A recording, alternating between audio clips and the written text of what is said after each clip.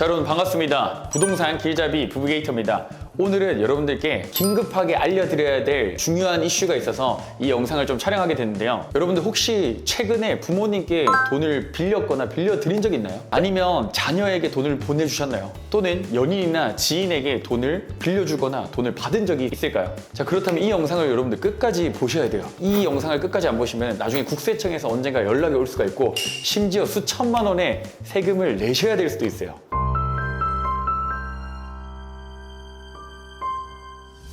자, 2025년 8월 1일부터는 증여세 관련해서 정말 큰 변화가 있을 거거든요. 기존에는 그냥 사람이 조사를 해가지고 편법 증여나 이런 거를 추적을 했다면 8월 1일부터는 국세청에서 AI 시스템 기반을 도입해서 이거를 전부 다 증여인지 아닌지 찾아낼 수 있대요. 특히 가족이나 여러분 지인분들 있죠. 이런데 돈을 보내는 행위 자체가 되게 까다롭게 추적되고 관리된다고 보시면 돼요. 근데 이렇게 생각하실 수 있어요. 그냥 가족끼리 뭐 돈 주고받고 도와준 건데 뭐가 문제야?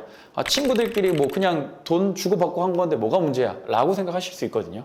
근데 국세청이 보는 거는 또 다릅니다. 완전. 편법 증여가 늘어나고 있기 때문에 그래요. 주변에도 보면 미성년자인데 또는 20살 이제 갓 성인이 되는 사람인데 몇십억짜리 부동산을 턱턱 사는 거죠.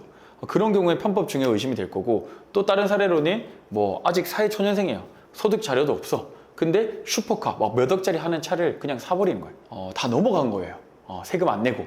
그래서 이런 사례들이 많아지다 보니까 국세청에서 까다롭게 이제 이거를 보겠다, 들여다보겠다 라고 해서 이 지금 제도가 생기게 됐습니다. 2025년 8월 1일부터 가장 크게 그런 변화된 게 뭐냐?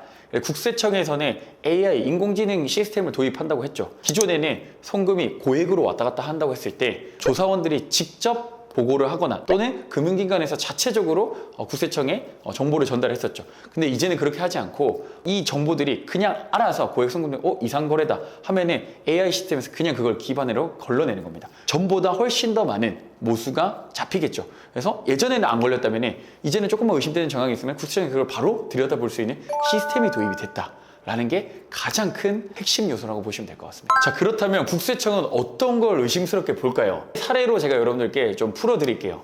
예를 들어서 내가 알바 한 달에 80만 원 벌고 있는 사람이에요. 근데 매달 내 고정 카드값이나 생활비가 300만 원 이상 나가는 거예요.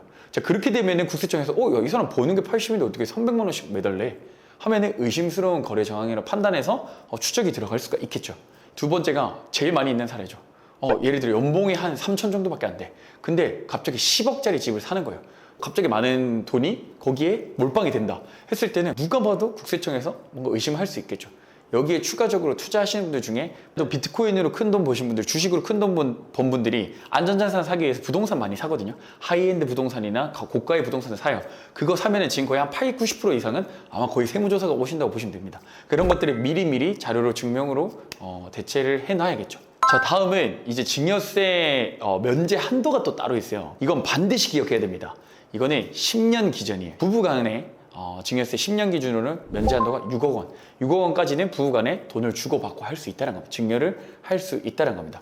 근데 이거는 혼인신고 기준이고요. 사실로는 제외입니다. 법적으로 부부가 혼인신고를 이루어진 기준으로 가능한 거고요.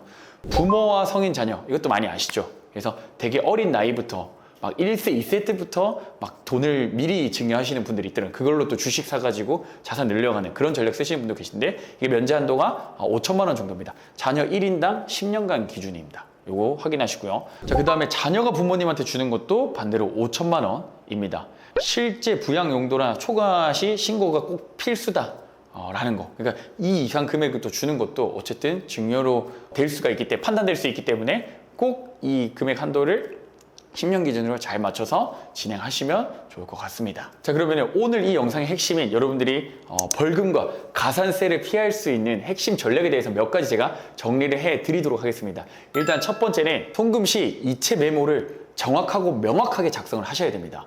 예를 들어 여러분들이 돈을 이체할 때 그냥 뭐 월급이면 월급, 임금이면 임금, 용돈이면 용돈, 이런 식으로 너무 그냥 두루뭉술하게 보내면 나중에 그 소명할 때 이게 또 추가적으로 자료를 찾아야 되는 그 시기가 올 수 있습니다. 그래서 명확하게, 자, 예를 들어서 용돈 이렇게 보내는 게 아니고요, 아버지 생신 용돈, 이런 식으로 구체적으로 이 메모장에 적어주면서 이체를 하는 거. 뭐 자녀 2학기 등록금, 부모님 병원비 뭐 절반, 이런 식으로 명확하게 그 사용 목적에 맞는 거를 메모장에 적어서 이체를 하시면 나중에 이걸 소명할 때 굉장히 도움이 될 겁니다. 다음은 관련 증빙 자료를 보관하는 게 필수입니다. 그 증거로 남겨둬야 되는 거예요. 예를 들어 대화 내용이라든지 이 돈을 얼마 빌렸고 얼마를 내가 뭐 회비로 내는데 이런 것들을 대화 내용으로 남겨두면 되겠죠. 그래서 카카오톡이나 문자로 남겨두면 될 거고요. 또는 뭐 병원 진료비, 영수증 같은 것들 보관해가지고 나중에 소명해야 될 때 자료로서 보관해서 그때 소명하면 되겠죠. 다음은 빌려준 돈은 꼭 차용증을 작성해야 됩니다. 이거는 유튜브나 이런 데 되게 많이 나와 있는데요. 차용증도 그냥 차용증을 작성하는 게 아니라 그 안에 들어가는 내용이 또 달라요. 그래서 이거를 작성하는 이유는 빌려준 돈이 증여가 아니라 대여라는 걸 확실하게 인지시키기 위함입니다. 그래서 증거로서 똑같이 남겨두는 거예요. 이 차용증 양식은 되게 여러 가지가 있는데 구체적으로 오늘 다 설명드릴 수는 없지만 간단하게 정확하게 빌린 날짜, 금액, 상환 시기, 상환해야 될 금액, 그리고 그거를 매달 상환하고 있는지 여부까지 국세청에서 전부 다 보고 있습니다. 그리고 금리 같은 것들도 다 잘 정하셔야 돼요. 그냥 터무니없게 1억을 빌렸는데 금리 1%로 빌려서 매달 이자 갚는다 하면은 국세청에서 의심하겠죠. 야, 이거는 뭐 1%가 어딨냐, 이 세상. 왜냐면 지금 법정 그 금리나 지금 은행에서 통용되는 금리들이 있을 거 아니에요. 시중금리가. 그거에 맞게 보통 진행을 해야 돼서 보통 이걸 아마 4.6% 정도로 하는 걸로 제가 알고 있어요. 자, 마지막으로는 연인, 지인 간 고액 송금은 정말 주의를 하셔야 됩니다. 이거 보내는 게 뭐 어때? 선물인데? 라고 가볍게 생각하실 수 있는데 비가족인 경우에는 10년간 그 돈을 보낼 수 있는 금액이 1,000만 원으로 한도가 되어 있거든요. 그럼 예를 들어서 명품 선물을 해준다. 또는 뭐 보증금을 지원해준다. 뭐 연인이나 같이 사는 동거인이나 이런 분들에게는 흔한 일일 수 있잖아요. 근데 이런 게 금액이 1,000만 원이 넘어가게 되면 증여로 또 간주가 될 수 있다라는 거. 그래서 여러분들 되게 가볍게 생각할 텐데요. 연인이나 뭐 지인, 친구, 아니면 후배 이런 분들 간의 그 금전 금액이 커지면은 증여로도 볼 수가 있기 때문에 꼭 하시라고 신신당부 드리고 싶습니다. 그래서 꼭 이 부분 확인하시고 체크하시면 좋을 것 같습니다. 자, 여러분들 오늘 내용이 좀 복잡하게 들릴 수는 있거든요. 근데 이 내용을 모르면 진짜 세금 몇 배로 물어내야 될 수도 있기 때문에 꼭 잘 기억해 주시고요. 마지막으로 이 내용들에 해당되는 분들은 점검을 하시길 바랍니다. 일단 첫 번째, 최근 가족에게 큰 돈을 받았거나 드린 분.